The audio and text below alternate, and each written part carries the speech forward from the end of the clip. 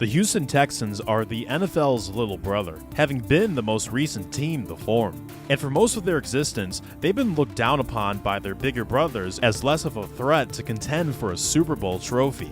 There's currently 22 seasons of football in the books, and the championship experience is at an absolute minimum. But like any NFL team, there's plenty to discuss that makes these guys more interesting than you'd believe. So let's use our favorite Texas-related verbs to describe the abridged history of the Houston Texans franchise. The Houston Texans started play in 2002, hosting their first game against their fellow Texas counterparts, the Dallas Cowboys. Despite being 8.5 home underdogs, the Texans stole a 19-10 win to become the first expansion team in 41 years to win their debut. Rookie quarterback and first overall pick David Carr was undefeated and had a bright future ahead of him. He'd be seeing that light very soon because he was sacked 76 times. That remains the NFL record for a single season. The Texans struggled, as any expansion team would, with a 4-12 record, but one of those 4 wins was against a playoff-bound Steelers team. In this game, the Texans won 24-6 despite their offense putting up 47 yards and 3 first downs, both the fewest from the winning team in a game in the Super Bowl era. In their second season under head coach Dom Capers, the Texans barely improved, finishing 5-11 in 2003. But again, they started off strong, facing a Miami Dolphins team favored by 14 points at home and handed them their first opening day loss since 1991. Third season, 2004. The team finished 7-9, and Carr put up respectable numbers for a Texans quarterback, of which he was the only one so far.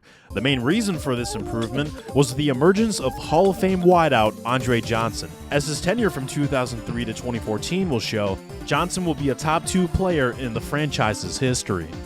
Incredibly, the team's defense took drastic steps forward. The pass defense was none too good, but they allowed just 4 rushing touchdowns on the entire season, one of 8 teams to allow this or fewer in the 21st century. It's important to bring up the Tennessee Titans, formerly the Houston Oilers, who played in this city from 1960 to 1996. You may have correctly guessed the move from Houston to Tennessee was met with anger from Houstonians alike, but the Texans could not exact revenge yet after losing their first 4 matchups with the Titans. They finally exacted it in 2004. Twice.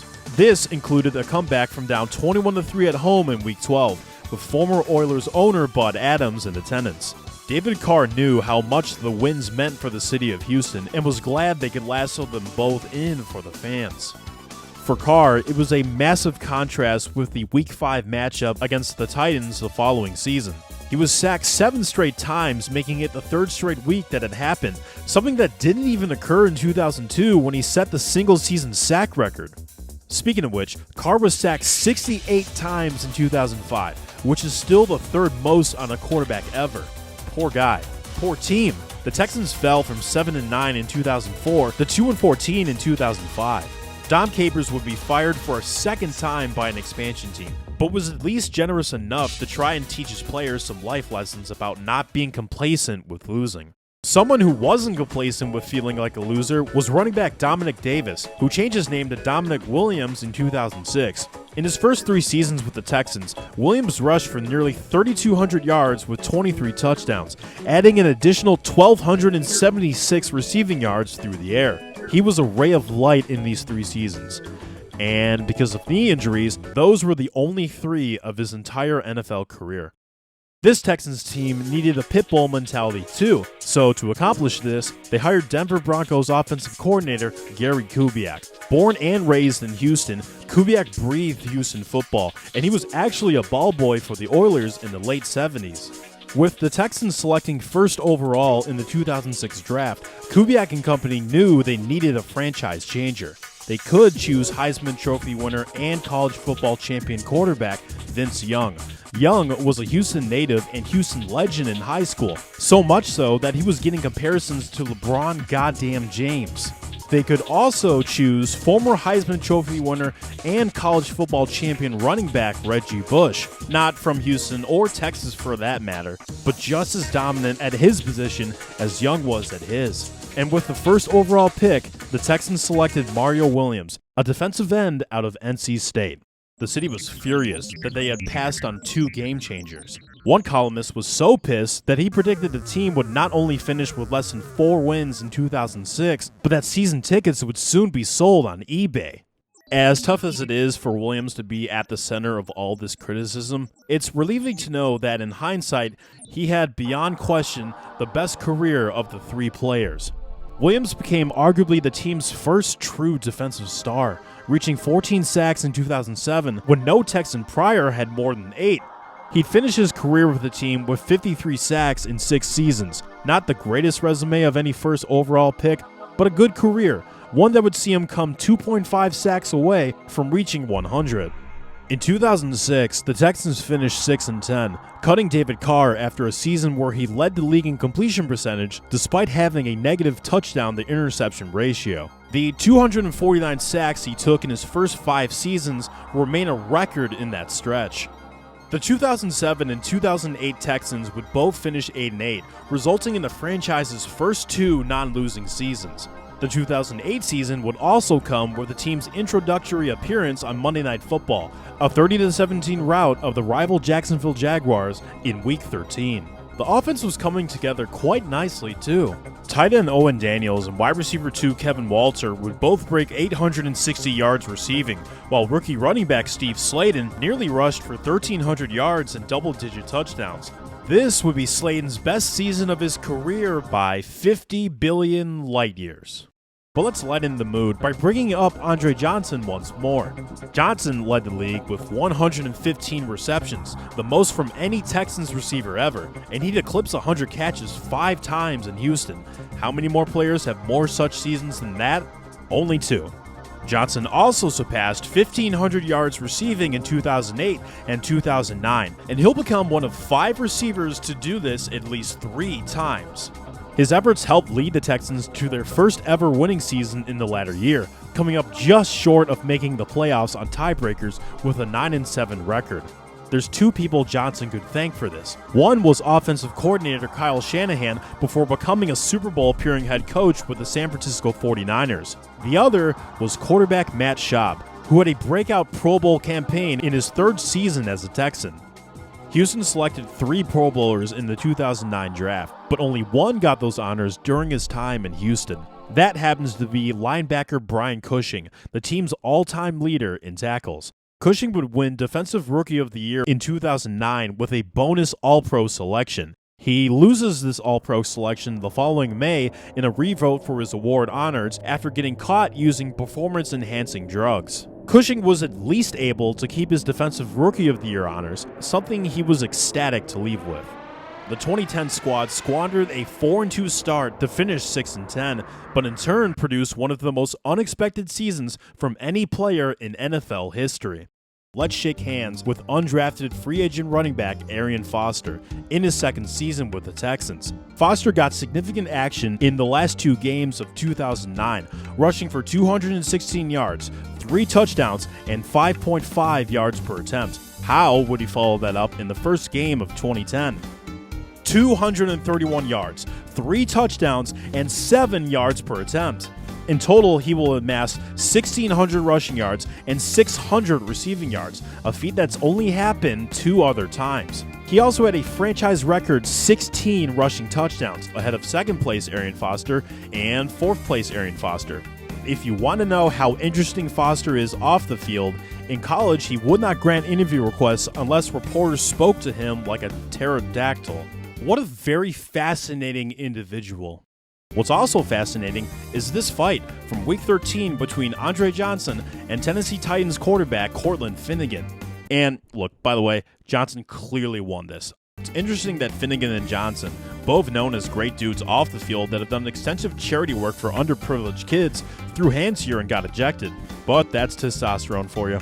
Now let's move on to 2011. Despite losing Schaub for the last 6 games of the season to a foot injury, Houston clinched its first ever playoff spot, securing the AFC South with a 10-6 record. But they weren't done celebrating just yet.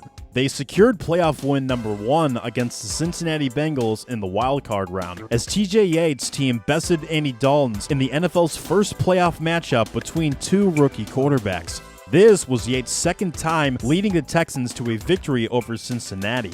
In Week 14, he threw the game-winning touchdown to Kevin Walter with 2 seconds left that clinched the AFC South title. The key ingredient in the 2011 roster's success was in its defense. The defense allowed the fewest points of any Texans season, also helping the team secure its highest ever point differential. The Texans would lose a close one to the Baltimore Ravens in the divisional round, but considering they had made it this far with an unproven rookie quarterback, they left pretty satisfied.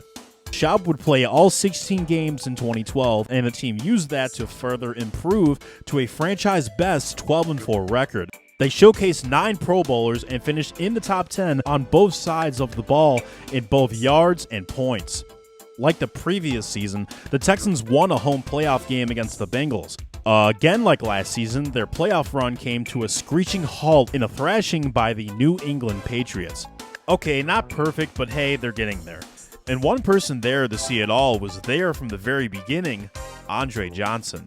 He had expressed frustration earlier in his career at the lack of success that came the Texans' way, while simultaneously understanding patience was needed.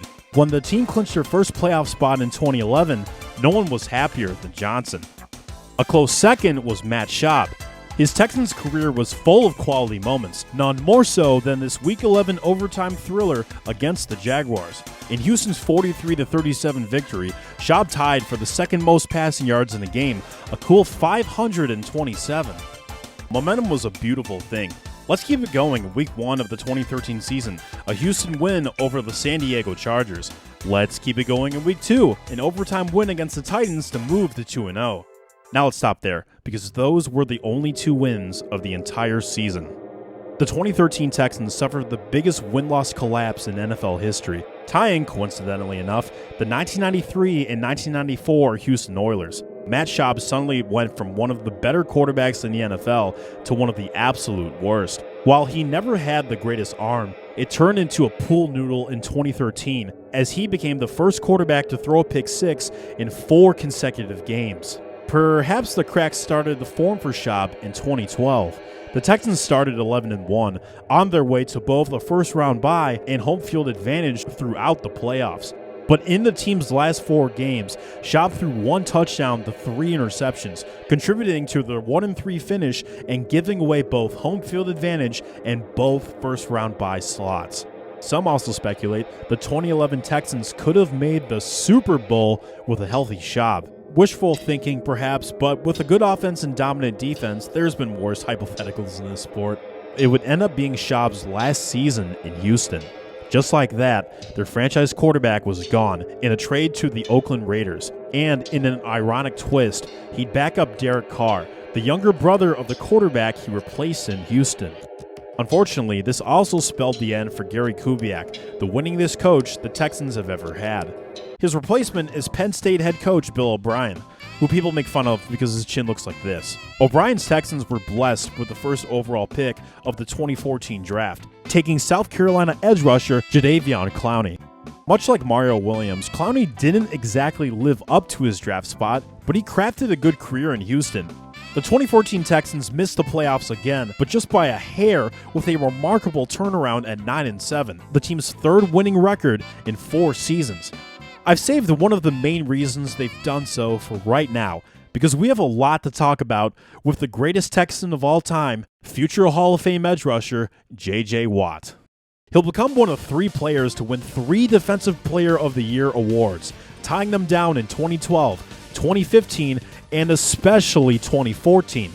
Watt in 2014 came as close to winning MVP as a defensive player has gotten to this century. And by collecting more than 20 sacks, he had now done it twice, the first and only time this has ever happened. Watt could do it all. He'll score a pick 6 in the team's first ever playoff win. He'll catch 3 touchdown passes in 2014. He'll swat down 16 passes in 2012, a record for a defensive lineman. He'll set another record for quarterback hits in a season with 51 in 2014. And he'll come up just shy of setting the record for tackles for loss with 29 in 2014 and 2015, just behind the mark of 39 set by J.J. Watt in 2012. Injuries will force him out of Houston after the 2020 season, but though Watt basically had just 5 amazing seasons, those 5 amazing seasons will easily be enough to put him in the Pro Football Hall of Fame. In other words, Watt offered what might be the greatest peak of any football player that has ever played defense.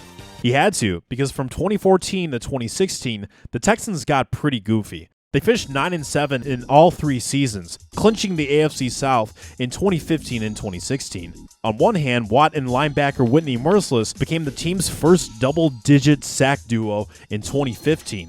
On the other hand, Bill O'Brien's bunch had varying results in the playoffs. At home in 2015, they lost 30-0 to the Kansas City Chiefs in a game where Brian Hoyer threw 4 interceptions and finished with a passer rating lower than 20, making him the last qualifying playoff quarterback to do this. They did beat a banged-up Raiders team missing Derek Carr in 2016 before finding themselves in the place they had become accustomed to, a loss in the divisional round to the Patriots. Since the release of Matt Schaub, the Texans scrambled around to find any eggs they could hatch at quarterback. All these quarterbacks lasted 1 season in Houston, so to say they needed to fix this soon was like saying chili gives you diarrhea. In the 2017 NFL Draft, it looked like they had done it when they selected Deshaun Watson 12th overall in a trade-up with the Cleveland Browns. It's difficult to talk about Watson without bringing up the many serious allegations of sexual harassment and sexual assault he'll face at the tail end of his Houston career. So let's just say that on the field, his tenure with the team coincided in multiple playoff appearances. An ACL tear to Watson dropped the 2017 Texans from a 3-3 start to a 4-12 finish, and in 2018, things would get worse with an 0-3 start. They finished 11-5 with another AFC South title. Then, in 2019, the team finished with a 10-6 record and another AFC South title. A disappointing early playoff exit to the Indianapolis Colts in 2018 was followed by a thrilling comeback from down 16-0 in the 2019 wildcard round to steal a 22-19 overtime victory from the Buffalo Bills. The highest moment in Texans history was next to follow in the following divisional round. They led the Chiefs 24-0 early in the second quarter, on their way to making their first ever conference championship appearance. Except that Texans found themselves trailing at the end of the first half, taking a 51-31 loss home with them at the end of the night. But one glimmer of hope that's been through the team's many highs and many lows in the 2010s was another superstar wideout in DeAndre Hopkins. From 2013 to 2019, only one player finished with more receiving touchdowns than Hopkins, and only 2 players finished with more receiving yards and receptions. Hopkins set the team's single-season record for touchdown receptions in 2017 and tied their single-season catch mark the year after. Bill O'Brien became the team's de facto GM in 2020 and traded Hopkins to the Arizona Cardinals for a second-round pick and a chewed-up, injury-riddled running back in David Johnson. It's one of the most laughed-at NFL trades in recent memory, made more laughable by the 2020 Texans' collapse to a 4-12 record without Hopkins' efforts. O'Brien was fired after an 0-4 start, getting replaced by interim coach Romeo Crennel. Crennel, at 73 years of age, made history by becoming the NFL's oldest head coach of all time. O'Brien's official replacement in 2021 was Ravens wide receiver coach David Culley. After a 4-13 record, he was fired in favor of defensive coordinator Lovie Smith, who was fired himself after 3 wins, 13 losses, and 1 tie in 2022. The team's quarterback at this time is Davis Mills, whose neck looks like this. Deshaun Watson never played in 2021, and he was traded to the Browns for a staggering 3 first-round picks. So it was Mills' time to put his neck out there for the team. Mills had a solid enough rookie season for a 3rd-round pick, but could never build off it. He did, however, give the 2022 Texans a chance to secure the 1st overall pick, something he took away from them on a game-winning Hail Mary touchdown pass in the final week of the season. For a team that has long struggled to provide themselves as an actual competitor, losing the 1st overall pick could have set the team back for years. Or, as the 2023 season indicated, there's a chance it didn't. After an 0-2 start, the team finished 10-7, clinching the AFC South title. They even won a playoff game by severely beating the Browns into a coma in the wild card round. The Texans' efforts in 2023 were led by head coach DeMeco Ryans, who was also on the roster from 2006 to 2011. During his playing career in Houston, Ryans won Defensive Rookie of the Year, made 2 Pro Bowls, and was a first-team All-Pro. Now let's make him a head coach and have him contribute to changing the team's fortunes. Helping out with that are 2 cornerstones that transformed both sides of the ball. First, let's discuss Will Anderson, a defensive end the Texans took 3rd overall. Anderson was the result of a trade-up with the Arizona Cardinals, using one of the picks from the Deshaun Watson trade. Looks like the trade paid off, because he had a monster rookie season that ended with him winning Defensive Rookie of the Year, the 3rd time a Texan has won this award. The second potential cornerstone comes from 2023 Offensive Rookie of the Year, C.J. Stroud. Stroud broke several NFL records, such as most pass attempts to start a career without an interception, passing yards in a single game from a rookie quarterback, and youngest quarterback to win a playoff game. And he was throwing to an extremely productive cast of receivers. After just 70 catches, 927 yards, and 3 touchdowns in his first 2 seasons, Nico Collins broke out in 2023 with 80 catches, 1,297 yards, and 8 touchdowns. Tank Dell broke 700 yards in 11 games in his rookie season, while also supplying 7 touchdown catches. Noah Brown only played 10 games, but had a 2-game stretch where he caught 13 passes for 325 yards, 25 yards per reception, and a touchdown. Even new tight end Dalton Schultz became a key weapon for Stroud, wrangling in 59 catches, 635 yards, and 5 touchdowns. It's 2024, and the Houston Texans have decided they really want to attempt to build greatness. Whether the list of big-name players they've acquired can help them make a Super Bowl, that's to be determined. As of right now, they are the only active NFL team to never make a conference championship. They've had plenty of chances to change that, but just have not. Not yet. Maybe, just maybe, they'll free themselves from being the little brother of the NFL. But even without a Super Bowl win, conference title win, or conference title appearance, I think they've had a pretty captivating archive of events. There's a lot more that goes unreported with the little brother, and that makes them just as interesting in my opinion. You can say they have not had the most fortunate playoff history, but the Houston Texans can proudly say this. Since 1997, they've had more playoff wins than the Dallas Cowboys. The Houston Texans have been a football franchise since 2002. Will that age well? I don't know, but I legitimately enjoyed going through the Texans' history, and I hope you did too.